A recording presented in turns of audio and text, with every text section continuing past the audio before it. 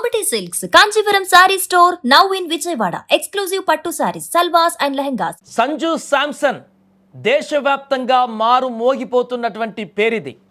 ఎక్కడైతే రాళ్ళు పడ్డాయో అదే ప్లేస్లో ఇప్పుడు పూల వర్షం కురుస్తుంది సంజు శాంసన్ పైన. ఒకే ఒక్క ఇన్నింగ్స్ తనపైన వచ్చిన విమర్శలను తుడిపేసింది. ఒకే ఒక్క ఇన్నింగ్స్ తనను విమర్శించినటువంటి నోర్లను మూయేపించింది.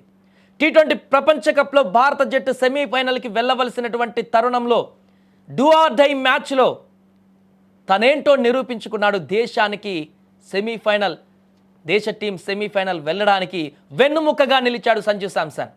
వెస్టిండీస్తో నిన్న జరిగినటువంటి మ్యాచ్లో ఒక్కడే ఒంటరి పోరాటం చేశాడు. ఎలాంటి బెరుకు లేదు, ఎలాంటి ఆందోళన లేదు, ఎలాంటి కించిత్ అక్కడ సంభ్రమాశ్చర్యాలు కూడా కనిపించలేదు. ఒక రకమైనటువంటి ధ్యానంతో, శ్రద్ధతో ఆడినటువంటి ఆట తీరు ఇప్పుడు క్రీడా ప్రపంచంలో ఉన్నటువంటి అభిమానులందరినీ కూడా మంత్రముగ్ధులను చేస్తుంది.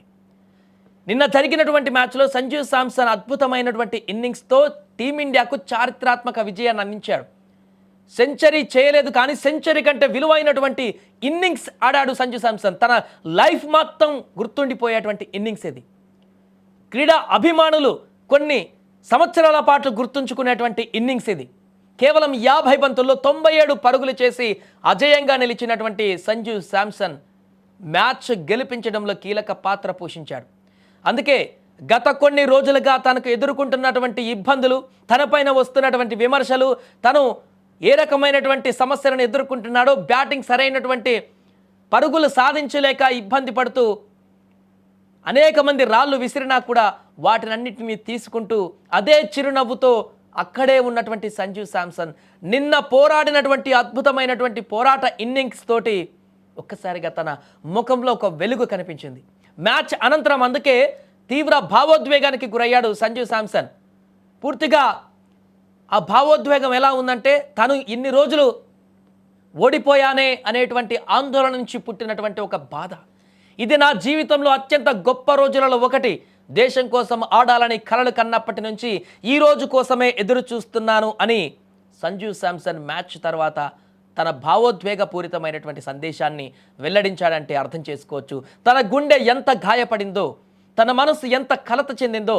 గత కొన్ని మ్యాచ్ల నుంచి వరుసగా విఫలమవుతున్నా కూడా తనకి మరలా టీమిండియాలో అవకాశం కల్పించడం పట్ల తనను తాను ప్రూవ్ చేసుకున్నటువంటి సందర్భంలో చాలా ఇంపార్టెంట్ మ్యాచ్లో, అది కూడా ఎలాంటి రాంగ్ షాట్స్ ఆడకుండా పర్ఫెక్ట్గా, క్యాల్కులేటెడ్గా, చాలా చక్కగా అద్భుతమైనటువంటి ఇన్నింగ్స్ని ఆడాడు సంజు శాంసన్.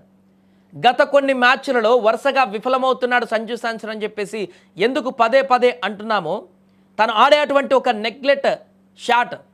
నెగ్లెన్సీ షాట్ ఏదైతే ఉందో ఆ షాట్ని మ్యాచ్లో ఎక్కడ ఆడలేదు సంజు శాంసన్. చాలా చక్కగా మొదటి బంత్ నుంచి ఇన్నింగ్స్ ఎండ్ వరకు చాలా కంఫర్టబుల్ షాట్స్ ఆడాడు. 100% ఎఫెక్ట్ ఇచ్చాడు బ్యాటింగ్లో. ఎక్కడా బౌలర్లకి, ఫీల్డింగ్లకి తాను దొరికేటువంటి ఆప్షన్ కూడా ఇవ్వలేదు. 100% అక్యురసీ తోటి బ్యాటింగ్ చేశాడు నిన్న సంజు శాంసన్. దాని ఫలితమే టీమిండియా సెమీస్కి వెళ్ళడం, తద్వారా సంజు శాంసన్ కూడా అద్భుత ఇన్నింగ్స్ ఆడడం, ప్లేయర్ ఆఫ్ ది మ్యాచ్గా నిలవడం. ఈ యొక్క గొప్ప బ్యాటింగ్ చరిత్రలో నిలిచిపోయేటువంటి పరిణామం ఉంది. ముఖ్యంగా సంజు శాంసన్ కెరీర్లోనే తన జీవితం మొత్తంలో కూడా నిన్న జరిగినటువంటి ఈ ఇన్నింగ్స్ గుర్తుండిపోతుంది. తానే చెప్పాడు ఆ యొక్క జీవితంలో మర్చిపోలేనటువంటి క్షణాలని. ఆ మ్యాచ్ ఇన్నింగ్స్ ముగిసిన తర్వాత, మ్యాచ్ గెలిపించిన తర్వాత సంజు శాంసన్ కూడా అక్కడ గ్రౌండ్లో కూలిపోయి ఉన్నటువంటి దేవుళ్ళందరినీ కూడా ప్రార్థించేటటువంటి సందర్భం. ఈరోజు మీరందరూ నాకు సపోర్ట్ చేశారనేటువంటి విధంగా సంజు శాంసన్ అన్ని దేవులను ప్రార్థించినటువంటి ఆ వీడియో ఫొటోస్ కూడా ఇప్పుడు వైరల్గా మారుతున్నాయి. ఒక్క ఇన్నింగ్స్ చాలు తలరాత మారడానికి, ఒక్కరోజు చాలు మనమేంటో నిరూపించుకోవడానికి, ఒక్క క్షణం చాలు మన మీద పడ్డ రాళ్ళే పువ్వులుగా మారడానికి మరొకసారి నిరూపించాడు సంజు శాంసన్. నిన్న 195 భారీ పరుగుల లక్ష్య ఛేదనలో బరిలోకి దిగినటువంటి టీమిండియా ఆదిలోనే మరొకసారి అభిషేక్ శర్మ అవుట్ అయి ఇబ్బందికరమైనటువంటి పరిస్థితుల్లో పడ్డప్పుడు సంజు శాంసన్ ఎలాంటి స్ట్రెస్కు లోనవ్వలేదు, ఎలాంటి ఇబ్బంది పడలేదు. వికెట్లు అవతల సైడ్ పడుతున్నాయని చెప్పేసి తాను ఏ రకమైనటువంటి బ్యాక్ ఎండ్ వేయలేదు. ఒక రకంగా విరాట్ కోహ్లీని గుర్తు చేశారు సంజు శాంసన్. ఇంకో ఎండ్లో వికెట్లు పడుతున్నప్పుడు, స్కోర్ ఎక్కువగా ఉన్నప్పుడు, టార్గెట్ చాలా ఎక్కువగా ఉన్నప్పుడు, అది కూడా డూ ఆర్ డై మ్యాచ్ అయినప్పుడు, ఖచ్చితంగా ఇండియా గెలిస్తేనే సెమీస్కు వెళ్లాల్సి ఉంటుంది అని తెలిసినప్పుడు ఆ ప్రెజర్ ఎలా ఉంటుందో మనందరికీ తెలిసిందే. కానీ వాటన్నిటినీ కూడా అధిగమించి ఎందుకంటే తనకు జరిగినటువంటి గత కొద్ది రోజుల నుంచి అతను తింటున్నటువంటి గాయాల తాలూకు నొప్పి ఇప్పుడు నిన్న మ్యాచ్లో ఎదుర్కొన్నటువంటి ఆ క్లిష్ట పరిస్థితులన్నీ కూడా చాలా చిన్నగా కనపడి ఉండవచ్చు.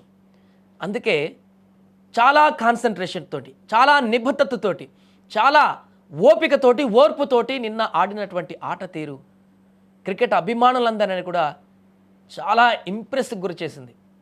సంజు శాంసన్ ఒక్క ఇన్నింగ్స్ తోటి, అంటే సంజు శాంసన్కి క్యాపబిలిటీ ఉంది అనే విషయం అందరికీ తెలిసిందే, తను అద్భుతమైనటువంటి బ్యాట్స్మెన్ అని కూడా అందరికీ తెలిసిందే. కానీ ఎందుకో సంజు శాంసన్కి లక్ లేదు, ఎందుకో సంజు శాంసన్కి సమయం కలిసి రాదు, ఇలా మాట్లాడుకునే వాళ్ళు ఇప్పటి వరకు చాలామంది క్రికెట్ అభిమానులు.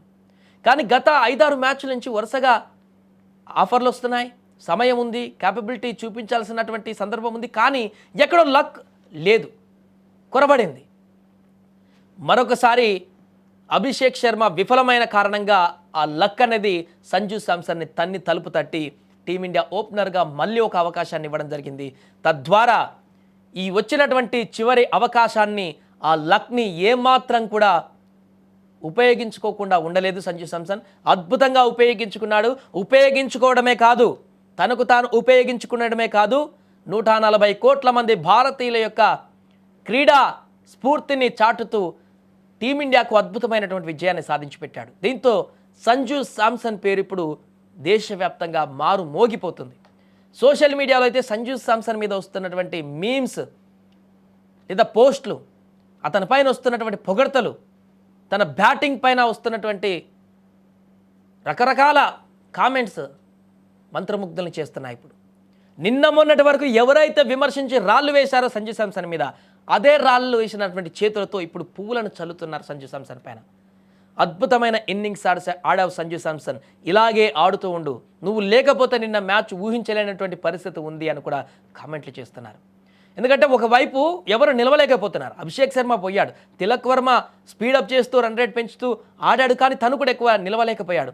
తర్వాత కెప్టెన్ సూర్యకుమార్ కూడా ఎక్కువసేపు నిలవలేకపోయాడు. ఆ తర్వాత వచ్చినటువంటి వారందరూ కూడా, హార్దిక్ పాండ్యా కూడా వెళ్ళిపోయాడు, ఈశాన్ కిషాన్ కూడా వెళ్ళిపోయాడు, కానీ ఒక్కడు నిలబడ్డాడు.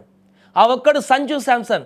నేను ఈరోజు మ్యాచ్ గెలిపించాకనే ఈ గ్రౌండ్లో నుంచి బయటికి వెళ్తానని శపథం పట్టినట్టుగా ఆడాడు. దానికి రిజల్టే ఈరోజు టీమిండియా సెమీఫైనల్కు వెళ్ళిపోయింది. వెస్టిండీస్ కెప్టెన్ కూడా సంజు శాంసన్ ఆడినటువంటి ఆటను ఎంత పొగిడినా తక్కువే అంటూ ఆయన చెప్పాడంటే అర్థం చేసుకోవచ్చు సంజు శాంసన్ చేసినటువంటి అద్భుతం ఎలాంటిదో. ఏదేమైనా కూడా వరుసగా విఫలమవుతున్నటువంటి సంజు శాంసన్ నిన్న బ్యాట్ నుంచి కొట్టిన నాక్ చరిత్రలో గుర్తుండిపోతుంది.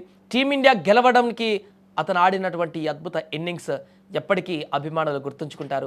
సంజు శాంసన్ ఎట్టకేలకు ఫామ్లోకి రావడం, అద్భుత ఇన్నింగ్స్ ఆడడం చాలా కలిసి వచ్చేటువంటి అంశంగా భావిస్తున్నారు. ఇప్పుడు సెమీఫైనల్ మ్యాచ్లో ఫైనల్కు వెళ్ళడాలన్నా కూడా సంజు శాంసన్ క్రియాశీలకంగా మారబోతున్నాడు. ఇదే ఆట తీరు మిగతా 2 మ్యాచ్ల్లో కూడా కొనసాగించి టీమిండియాకి కప్ తీసుకురావడంలో కీలక పాత్ర పోషించాలని కూడా కోరుకుందాం.